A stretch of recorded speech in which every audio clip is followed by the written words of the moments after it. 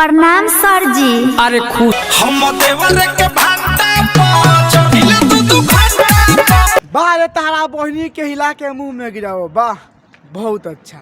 हम देवरे के भांटा पर आ चढ़ी ले दू घंटा पर। ए भैया हम तो कहता नु कि भौजी के कहता अपन देवर के भांटा पर ना आके ना बड़का वो के भांटा पर चढ़े खातिर कसम से कहता नहीं। बुढ़ापा में नु उनका भांटा लंबा हो गल बा आ ठंडी में खार हो गल बा तो उ लेवल चाहता दीहन नहीं।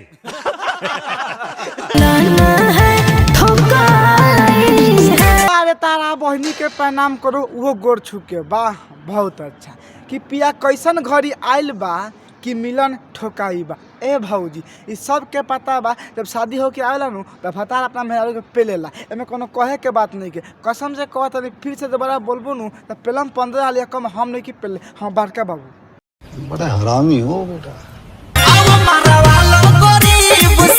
अरे सरो सकल बलमुआ के झांट। वाह बहुत अच्छा। आवा मारवा लो हे गरीब से। ए भैया हम तो कहते नु कि तू भौजी के पटा के झाँटो छील द बड़ी मजा आई। सार बुर छू छू ना भैया के बात सुनता रह। ए भैया तो साफ साफ बताब चटब लमका केरा तका हाल बा भाई।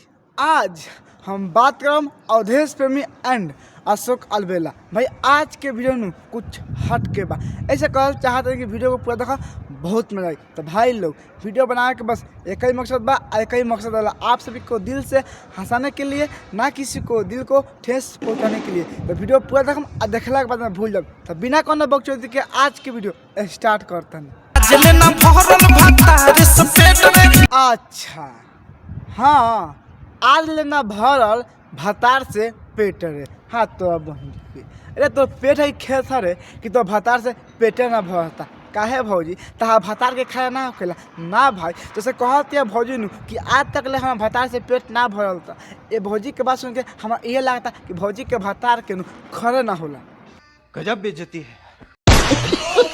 खोल नहीं पावेला चोली के चेटवे। तोरा बहनी के प्रणाम करो सुनता रह। अब चोली के चेट ना खोल पाता हाथ तोरा बहनी के। ए भौजी तारा भतारा की गधा के समान हो रे कि तो भतार से कुछ होते नहीं तो झाँट ला शादी कैलू तारा बहनी के ना। भाई बात सुनता भौजी कैसे कहती है कि अब चोली के हुको ना खोलता भतारे कर। ए भौजी तो ना खोलता नु तो सार के साइड कर हमें बोला हम खोलो। बात तो सही है। क्या बात करता रू हो हाथ फेरी कितनो। हे भौजी दिमाग मत खराब कर कसम से कहता नहीं हमारा कूद के नु चटाऊ आवेला ना। भाई सुन तर कैसे कहतिया कि हाथ फेरी कितनो। अरे तो हाथ कहाँ फेरेली खोल के बताओ ना हाथ कहाँ फेरेली।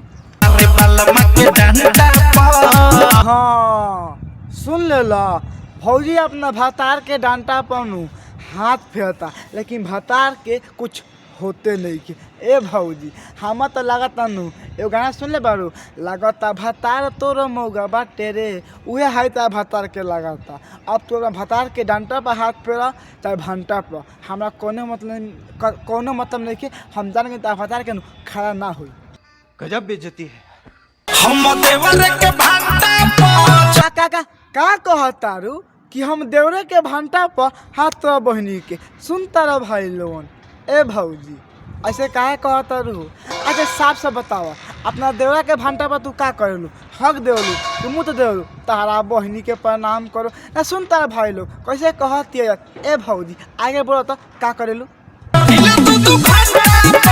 अरे तारा बहनी के पटाख के झाँट छिलो। वाह बहुत अच्छा कि हम देवरे के भांटा पर आ चढ़ी ले दू घंटा पर। क्या बात है बहन चोद। ए भौजी एगो काम कर अपना देवर के भांटा पर चढ़त है नु ये गलत बात बा। अपना भतार से नु कह दे कि हाँ तो मैं नहीं पेलत तो हम कहीं जाते अपन नहीं है लेकिन हम अपना यार बहन चो भाग तोर बहन चो हमारा कोनो मतलब नहीं कि तू कुछो कर।